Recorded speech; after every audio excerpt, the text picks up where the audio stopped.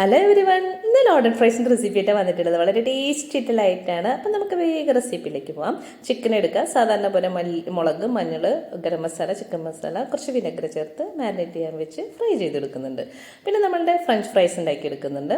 അതിനുശേഷം നമുക്ക് വേണ്ടത് വൈറ്റ് സോസാണ്. ബട്ടർ, കുറച്ച് മൈദപ്പൊടി ചേർത്തിട്ട് നന്നായിട്ട് മിക്സ് ചെയ്ത് ഒരല്പം വെള്ളം ചേർത്ത് ചീസ് ഇട്ട് ആവശ്യത്തിനുള്ള ഉപ്പും കുറച്ച് കുരുമുളക് പൊടിയും കൂടെ ചേർത്തിട്ട് നമ്മുടെ വൈറ്റ് സോസ് റെഡിയായി. ഇനി നമുക്കിത് സെർവ് ചെയ്യാനുള്ളതാണ്.